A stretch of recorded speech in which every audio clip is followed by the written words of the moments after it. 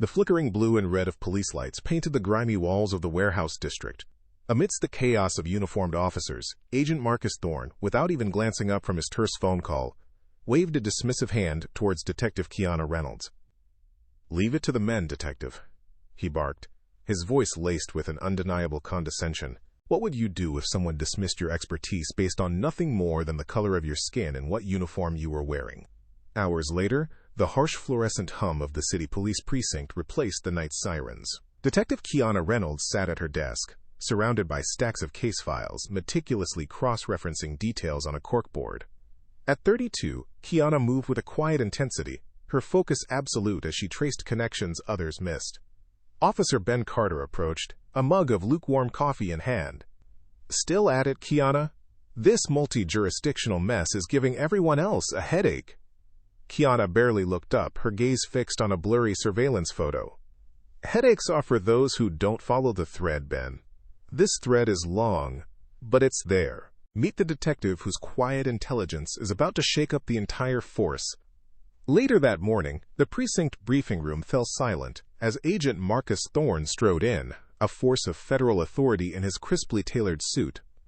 His federal badge gleamed, a stark contrast to the worn local uniforms. He moved to the head of the table, bypassing Captain Elena Rodriguez, with barely a nod. "All right, people," Thorne announced, his voice booming with self-importance. "Let's cut the local procedures. We're on a federal clock here." Captain Rodriguez, a woman of quiet strength, offered a polite but firm reply. "Agent Thorne, we have our own established protocols that have proven effective." Thorne merely smirked. "Effective for local thugs, perhaps. This is bigger," Kiana observed quietly from her seat, a flicker of something unreadable in her eyes. Watch as a federal agent's ego clashes with local authority. Agent Thorne launched into his strategy, a detailed plan heavy on federal resources but light on local nuance. He spoke of surveillance grids and interdiction points, drawing complex diagrams on the whiteboard. Kiana raised a hand, a precise observation ready.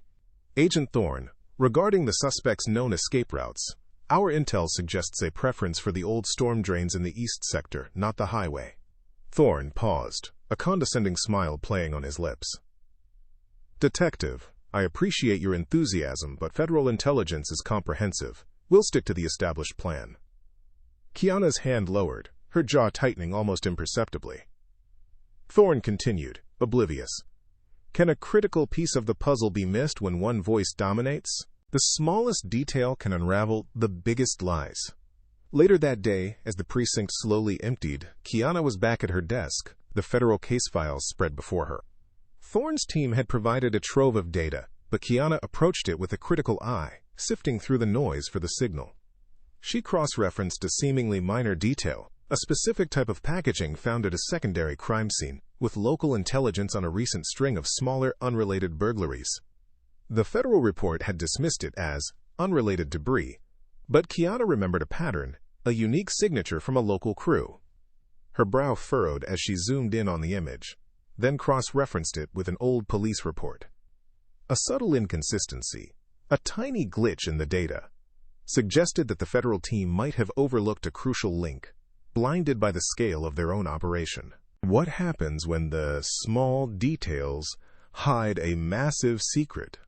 The next morning, the precinct hummed with the usual morning rush, but at her desk, Detective Kiana Reynolds saw only the glaring inconsistency. Ben Carter approached, mug in hand, noticing the furrow in her brow. "Something up, Kiana?" he asked, leaning in. Kiana gestured to her screen, where a federal report detail flashed beside a local intelligence entry. Agent Thorne's report states the suspect's last known address was a vacant lot. Our local intel from 6 months ago places him at an abandoned warehouse. Same district, but a distinct location.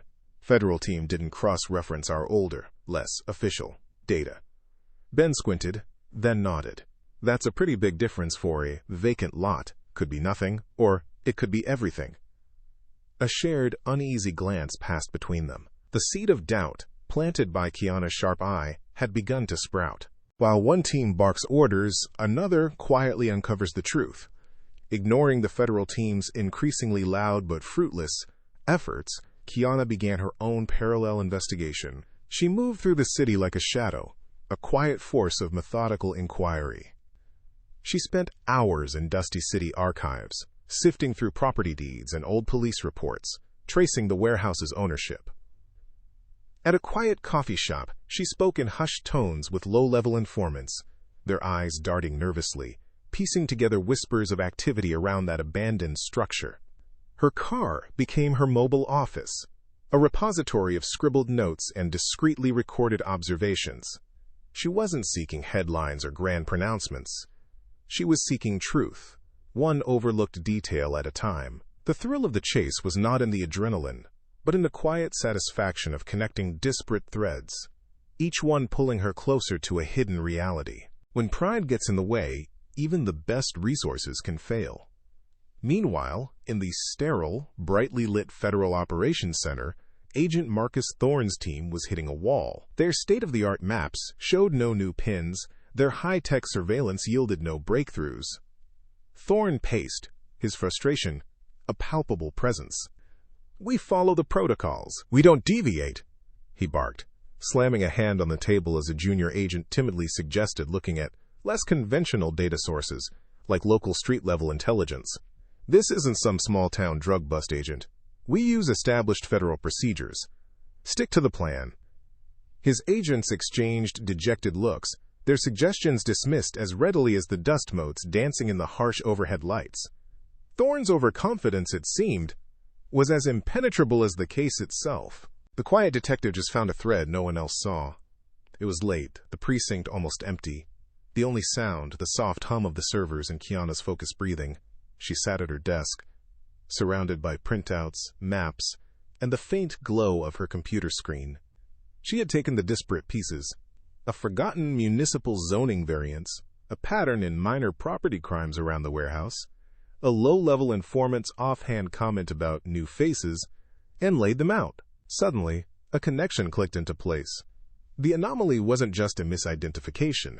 It was a deliberate misdirection, pointing to a sophisticated method of operation that Thorne's team, with their rigid focus on federal-level criminal profiles, would never consider.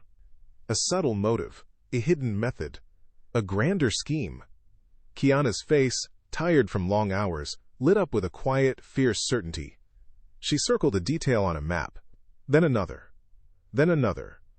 until a clear picture of the conspiracy, invisible to others, emerged before her. When will they learn? Dismissing expertise comes at a cost. Armed with her breakthrough, Kiana found Thorne in the hallway, barking into his phone outside his makeshift office. She waited for him to finish, a subtle lead burning in her mind. "Agent Thorne," she began respectfully, "I've been looking into the anomaly regarding the warehouse location. I believe it's more than just a discrepancy. It points to a specific pattern of activity." Thorne cut her off with a dismissive wave, not even meeting her eyes. "Detective, I appreciate your enthusiasm, but my team has that covered. Focus on your assigned tasks, all right? We can't have local officers chasing every ghost in the machine." His tone was curt, patronizing, a clear implication that her work was irrelevant, a distraction. Kiana's jaw tightened almost imperceptibly. She knew the truth, and he was too arrogant to even consider it. She turned and walked away, not defeated, but hardened. Her determination solidified. She would continue her solo pursuit, and Agent Thorne would soon learn the true cost of his dismissiveness. The rabbit hole goes deeper than anyone imagined. Detective Kiana Reynolds moved through the city like a phantom. Her presence barely a ripple, yet her observations cutting deep. She wasn't barking orders or kicking down doors. She was listening. In a disused warehouse district, she found a faded, spray-painted symbol, dismissed by federal agents as gang graffiti. But Kiana recognized it as a marker from an old, forgotten distribution ring. At a dodgy bar, a hushed conversation about off-book deliveries led her to a dead-end shell corporation, its digital footprints expertly scrubbed, yet a faint financial anomaly remained. Then, on a quiet park bench, she pieced together two seemingly unrelated incidents. A small-time arson and a data breach, realizing they weren't random, but carefully orchestrated diversions. Each quiet conversation, each forgotten detail, began to weave a tapestry of a criminal network far more sophisticated than anyone suspected. The stakes were rising, and Kiana felt the cold weight of it. Pressure reveals true character, and sometimes true incompetence. While Kiana meticulously wove her web of evidence, Agent Marcus Thorne was unraveling. In the sterile, fluorescent-lit Federal Operations Center, Thorne paced, a phone pressed to his ear, his voice a tight, agitated whisper. "No, Director, we're making progress. These things take time. Local agencies just don't understand the scope." His brow was furrowed, his jaw clenched, as if sheer force of will could conjure results. The maps on the wall, once bustling with pins and strings, now looked stagnant, mocking his lack of movement. He clung to his initial theories, the ones he'd so confidently laid out, refusing to consider new intelligence. "It's a straightforward trafficking operation, I assure you. My team is following established protocols." He dismissed the subtle hints from his superior, the unspoken disappointment in the director's voice. Arrogance, even under fire, was a heavy cloak he refused to shed. The game just changed. She found the truth, but will anyone listen? Late into the night, Kiana's home office glowed, a testament to her relentless pursuit of truth. Maps adorned every available surface. Documents spilled from binders, and a single laptop screen cast a cool light on her tired but triumphant face. She had laid out every piece of evidence, every hushed tip, every financial anomaly. Gradually, the disparate threads converged, forming a comprehensive timeline and an intricate network diagram. This wasn't just a trafficking ring. It was a multifaceted conspiracy involving money laundering, data exploitation, and even political manipulation, all hidden behind a facade of petty crime. The smoking gun wasn't a single object, but a pattern, a unique encrypted communication protocol used across all seemingly unrelated incidents, a pattern Thorne's team had dismissed as digital noise. Kiana saw it all, the grand design, the puppet masters, and the subtle ways they had exploited the federal team's tunnel vision. It was a masterpiece of criminal ingenuity, undone by a detective's quiet intellect. Sometimes, the quietest workers are the most effective. Her captain is noticing. Captain Elena Rodriguez walked the quiet precinct hallway. The late-night silence broken only by the hum of the vending machine and the distant murmur of the dispatch radio. Her eyes scanned the rows of empty desks, then paused. Detective Kiana Reynolds was still there, a solitary figure hunched over her computer, a half-eaten sandwich beside a stack of meticulously organized files. Rodriguez had seen Kiana working late every night since the federal agents arrived, a stark contrast to the Federal Operations Center, which often emptied out by early evening. Thorne and his team were loud, demanding, but their progress was, charitably, glacial. Kiana, however, was a force of quiet persistence. Rodriguez made a mental note, a seed of suspicion blossoming into a quiet recognition of Kiana's consistent, unwavering effort. The federal presence was impressive, but Kiana was effective. The truth is out there, but only if you're willing to see it. Deep into the night, the full scale of the problem was clear to Kiana. The criminal network wasn't just organized. It was designed to exploit specific blind spots. They used small, seemingly isolated crimes to mask larger financial movements, leveraging obscure regulations and outdated databases that federal protocols often overlooked.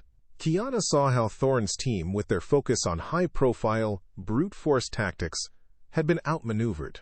Their rigid adherence to procedure, their reliance on top-down directives, and, crucially, Thorne's dismissive bias towards anything that didn't fit his preconceived notions, all these factors had contributed to a massive oversight. He hadn't just missed clues, he'd actively ignored the very avenues that would have led him to the truth. Kiana tapped a specific point on her intricate map, a look of grim resolve settling on her face. The criminals had hidden in plain sight, and Thorne's arrogance had been their greatest ally. How much longer can he ignore the truth, even when it's staring him in the face? The precinct conference room hummed with the stale air of routine updates. Detective Kiana Reynolds sat upright, a slim file clutched in her hand, waiting for her moment. Agent Marcus Thorne, sprawled confidently in his chair at the head of the table, droned on about federal protocols, his voice echoing with self-importance. Kiana saw her opening. "Agent Thorne," she began, her voice clear and steady, "I'd like to present an alternative theory, supported by some new evidence." Thorne barely flickered an eye, waving a dismissive hand. "Thank you, Detective Reynolds." But I assure you, my team has this handled. We appreciate the local input, but we're on a clear trajectory." Captain Rodriguez watched the exchange, her expression unreadable.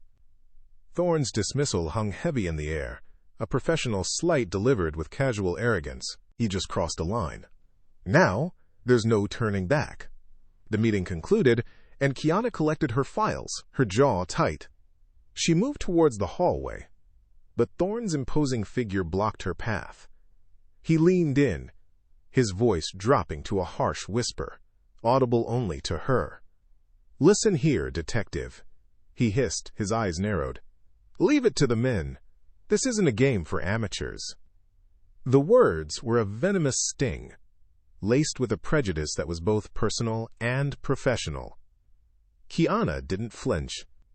She met his gaze, her dark eyes hardening, a silent defiance burning within them.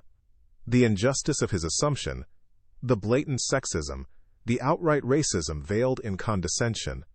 It solidified her resolve. Thorne might dismiss her, but he would not deter her. When they won't listen, you make them see. Back at her desk, Kiana didn't bother to unpack her files. Thorne's words had etched themselves into her mind, a bitter reminder of the uphill battle she faced. It was clear now. Direct confrontation with him was futile. He wouldn't listen. Not to her. Not to any local input that challenged his federal authority. Her strategy needed a pivot. She wouldn't just present evidence. She would build an irrefutable fortress of facts. Kiana decided then and there to compile every piece of her independent investigation into a comprehensive, undeniable report. This report wouldn't just inform, it would expose. It would go directly to Captain Rodriguez, and if necessary, bypass Thorne entirely, straight to federal oversight. Behind every great detective, there's a loyal partner. Later, in the precinct coffee room, Ben found Kiana nursing a lukewarm cup. "You all right, Kiana?" he asked, a subtle concern in his voice. "Thorne's a piece of work." Kiana nodded. "I'm fine, Ben. But this case isn't. He's missing something critical." Ben hesitated. "Going against a federal agent, that's a big risk." Kiana met his gaze. "The truth is worth the risk. The evidence is solid." Ben sighed, then offered a quiet, understanding nod. "You need anything, Kiana?" "Anything at all. You know I've got your back." His unwavering loyalty was a quiet anchor in the rising storm, a reminder that not everyone was blinded by ego. Every piece of paper, every line of code, building a case no one can deny. The next few nights blurred into a relentless cycle of coffee and meticulous work. Kiana transformed her home office into a war room. Documents, timelines, and digital forensics spread across every surface. She painstakingly cross-referenced data points Thorne's team had glanced over, added detailed analysis, and prepared visual aids designed to be impossible to ignore. Every missed call log, every suspicious transaction, every overlooked CCTV frame was added to her growing dossier. She highlighted the specific moments where Thorne's rigid adherence to his flawed theories and his dismissive attitude had led him to miss the crucial, interconnected threads of a much larger conspiracy. Her hand cramped, but her resolve never wavered. The real masterminds are about to be exposed. In the quiet solitude of her home office, Kiana Reynolds had completed her masterpiece. Spread across her large desk were the culmination of weeks of relentless, independent investigation. It wasn't just a collection of files. It was a meticulously constructed blueprint of a criminal empire. Names, dates, locations, and financial transactions were interconnected with a precision that bordered on art. She had finalized the list of conspirators, their roles detailed with chilling accuracy. Thorne's federal team had been chasing shadows, focusing on low-level operatives. Kiana, however, had identified the true mastermind, a figure whose influence stretched far beyond the initial scope of the federal inquiry. The stakes were now crystal clear, and the gravity of what she had uncovered settled heavily upon her. The loudest claims aren't always the truest. Meanwhile, Agent Marcus Thorne, oblivious to the true scope of the threat, was basking in a premature victory. At a hastily arranged press conference in the precinct's public area, Thorne stood at the podium, a self-satisfied smirk playing on his lips. Flashing cameras illuminated his federal badge as he touted a, quote, significant breakthrough and announced the arrest of a key suspect. He spoke with grandiloquent self-congratulation, taking all the credit and implicitly criticizing the slower pace of local agencies. He painted a picture of federal efficiency, completely unaware that his team had merely caught a minnow while the true Leviathan swam free, undisturbed by his boastful claims. One mistake could let the real criminals walk free. Kiana watched the news report from her desk, the flickering images of Thorne's triumphant face, a stark contrast to the truth she held in her hands. Ben Carter stood beside her, his expression mirroring her own concern. "He's claiming victory," Ben murmured, shaking his head. Kiana pointed to the newspaper article displaying the arrested individual, then to her own detailed charts. "This man is a pawn, Ben, a distraction. The real targets, the ones pulling the strings, they're still out there. This premature arrest isn't a victory. It's a warning shot. It tells the actual conspirators that law enforcement is closing in, but on the wrong people. It gives them time to scatter, to cover their tracks." The clock was ticking, and Thorne's arrogance had just put the entire operation, and potentially the city, at greater risk. The truth is a weapon, and she's ready to use it. Back in her home office, Kiana meticulously printed the final version of her report, the printer word, each page a testament to her unwavering dedication and sharp intellect. It was a thick dossier, bound professionally, brimming with irrefutable evidence. Every detail, every connection, every overlooked lead was documented. Crucially, she had included a specific section detailing Agent Thorne's missed opportunities and misinterpretations, not out of spite, but as factual evidence of how bias and a rigid approach had blinded his team. Her expression was resolute. This wasn't just a report, it was the undeniable truth, a weapon forged from pure intellect, and she was ready to wield it. The quiet detective is finally ready to speak, and her captain is listening. The next afternoon, Kiana approached Captain Rodriguez's office, her thick report held firmly in her hand. The captain looked up, a hint of weariness in her eyes from the long hours.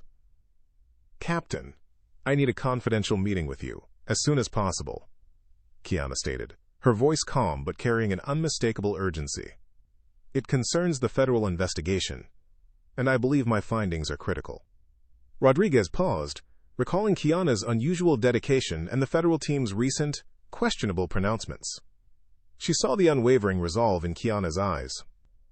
Despite her packed schedule, Rodriguez nodded. "Come in, detective. Let's talk." The first domino was about to fall. Can one detective convince her captain to challenge federal authority?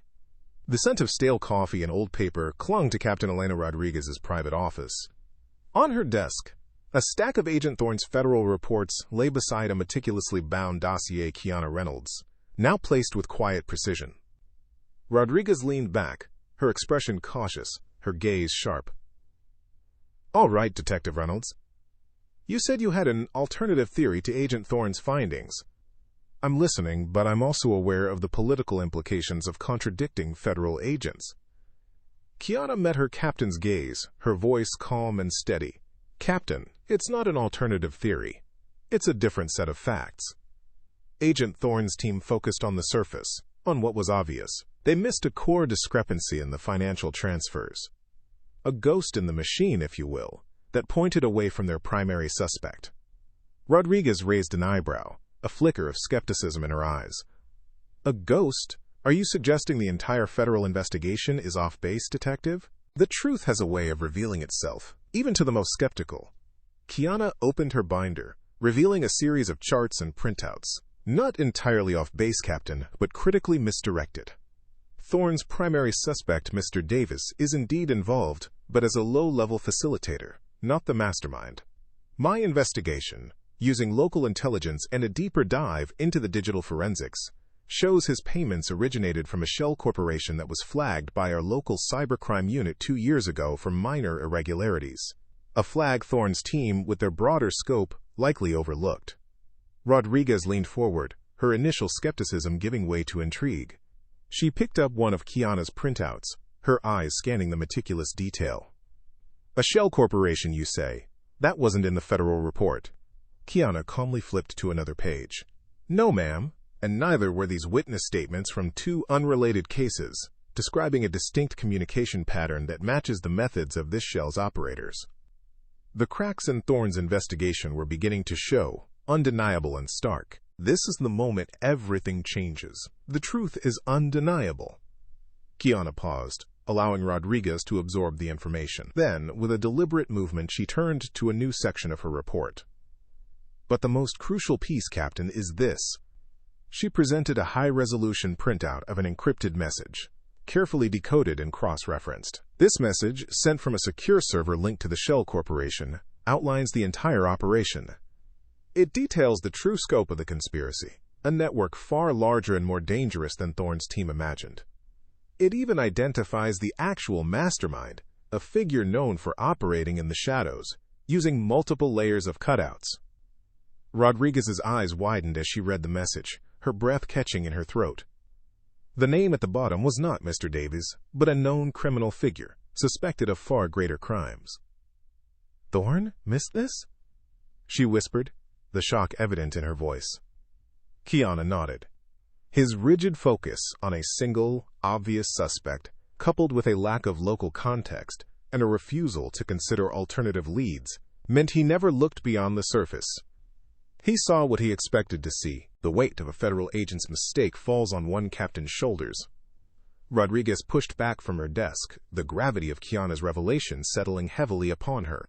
Her face, usually composed, now showed a mixture of shock and a slow burning anger. She picked up Thorne's federal report, then Kiana's dossier, comparing them. The contrast stark. Thorne's document felt thin, incomplete, almost negligent in comparison. The public, the entire city, had been put at risk because of one man's arrogance and tunnel vision. This wasn't just a mislead. It was a catastrophic oversight. Rodriguez ran a hand through her hair, looking at Kiana with a new, profound respect. The quiet detective had been right all along. The truth is about to hit the highest levels. Without another word, Rodriguez reached for her phone. Her movements were swift, decisive. She punched in a number, her posture straightening, a sense of gravitas settling over her. "Director Hayes," she stated into the receiver, her voice firm and professional. "This is Captain Rodriguez. I need an immediate, confidential meeting regarding the ongoing federal investigation. We have uncovered critical new evidence that completely alters the scope of the case, and I believe Agent Thorne's current direction poses a significant risk. This can't wait." Her gaze, now resolute, met Kiana's, acknowledging the battle ahead. The air in the federal conference room was thick, with the scent of polished wood and unspoken tension. A long, gleaming mahogany table dominated the space, surrounded by plush leather chairs.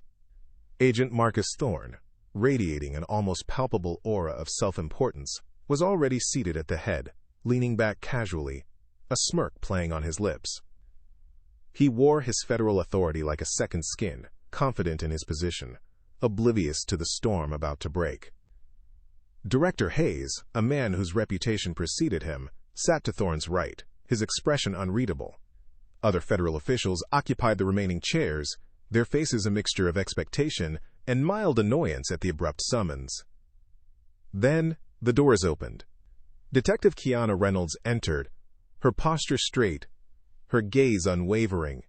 Beside her, Captain Elena Rodriguez carried a thick-bound report, Kiana's report, with a quiet but firm resolve. Kiana's presence, though composed, held a silent power that contrasted sharply with Thorne's overt arrogance. Brief, almost perfunctory pleasantries were exchanged. Thorne merely nodded, a dismissive flick of his wrist.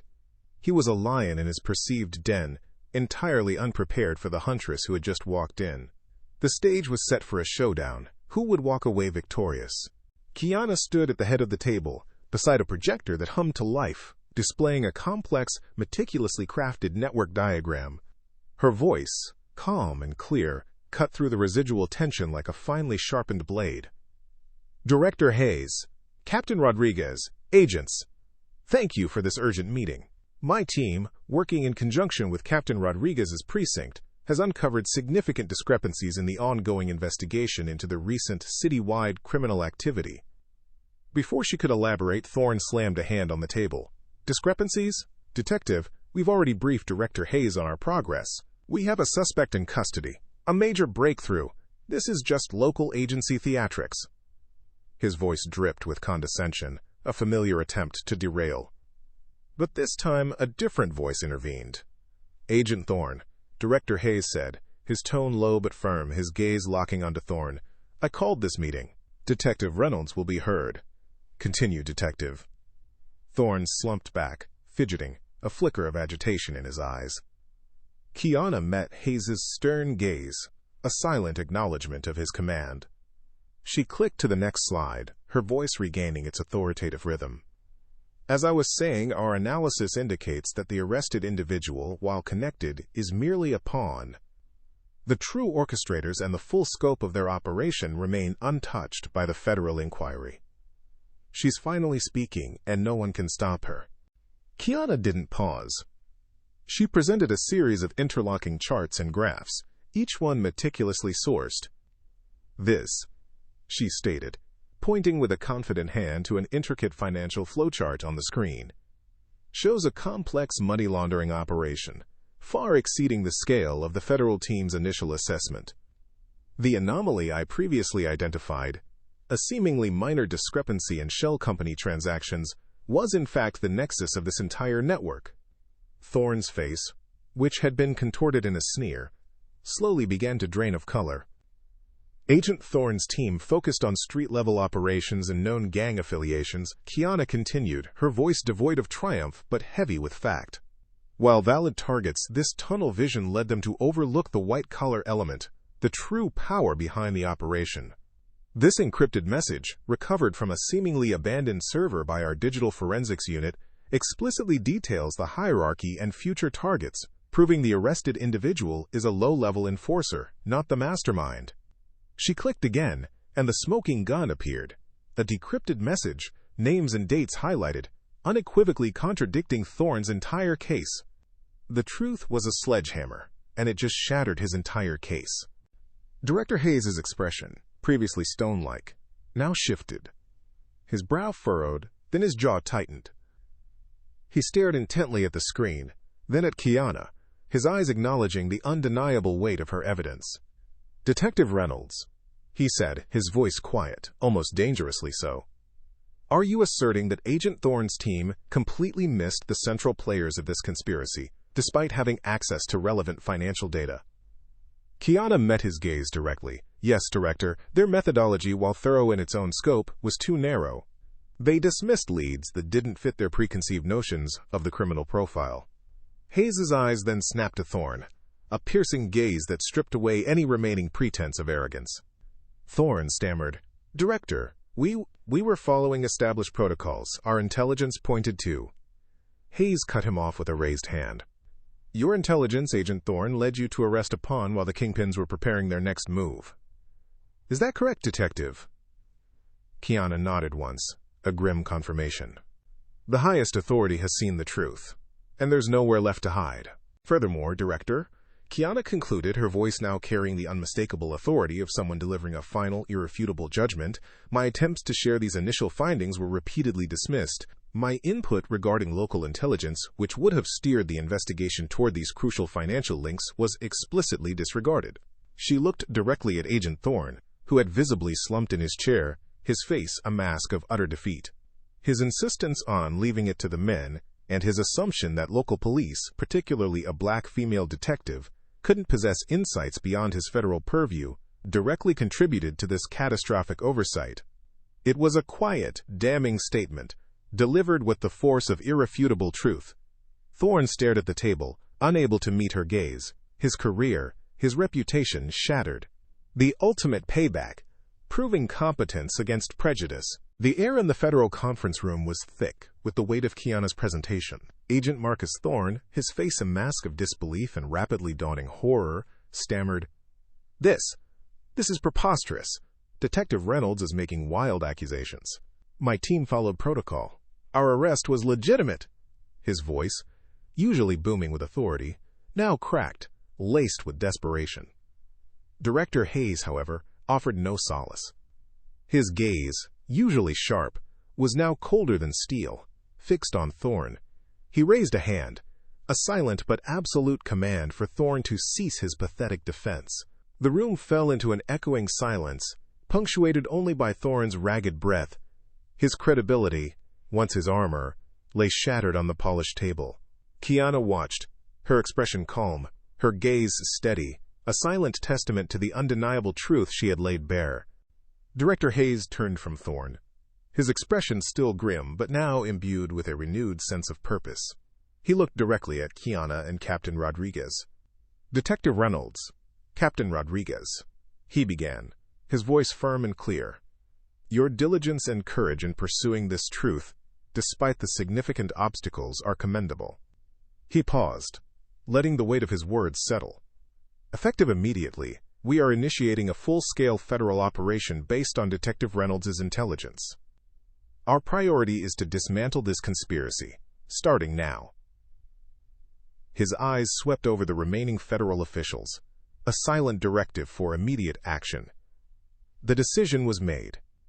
Thorne was bypassed, his authority utterly stripped, replaced by the quiet competence of a detective he had so carelessly dismissed. Hayes extended a hand to Kiana, a gesture of profound respect. He then nodded to Captain Rodriguez, acknowledging her crucial support. Justice, when it moved, often moved swiftly and without mercy. After the meeting, as Kiana and Rodriguez gathered their materials, Director Hayes turned to Agent Thorne, his voice devoid of emotion. "Agent Thorne," he stated, "effective immediately, you are reassigned. You will report to the Federal Archives in Cheyenne, Wyoming for indefinite administrative duties." Thorne's jaw dropped, his face paling further. Cheyenne was a graveyard for federal careers, a remote posting for agents whose usefulness had expired. "My behavior, Director, Thorne began, but Hayes cut him off. "Your behavior, Agent, and your incompetence are unacceptable. Your prejudice led to a critical oversight that jeopardized public safety and compromised a federal investigation. This agency demands better." Thorne, defeated, could only nod, his shoulders slumping. He began to slowly gather his belongings, a once imposing figure now utterly diminished, under the cold, watchful gaze of Director Hayes. The world shifted quickly. Within hours, Kiana's intelligence was put into action. A flurry of coordinated raids swept across the city, then the state. News channels erupted with breaking reports. Massive criminal conspiracy uncovered. Federal and local agencies dismantle major network. A montage of flashing headlines, dramatic aerial shots of police convoys, and grainy footage of suspects in handcuffs filled screens. The public learned of a vast criminal enterprise, far more intricate and dangerous than the initial federal assessment, dismantled entirely thanks to the painstaking work of a local detective. The quiet detective's work had saved the city, preventing untold damage and bringing to light the shadowy figures Thorne's arrogance had left untouched. A week later, the precinct's main hall was abuzz. Director Hayes, along with Captain Rodriguez, stood at a podium, addressing a packed room of officers and local officials. Today, Director Hayes announced, his voice carrying genuine admiration, "We recognize Detective Kiana Reynolds for her exceptional intelligence, unwavering dedication, and profound courage." Kiana, dressed in her crisp uniform, walked forward, a quiet dignity in her stride.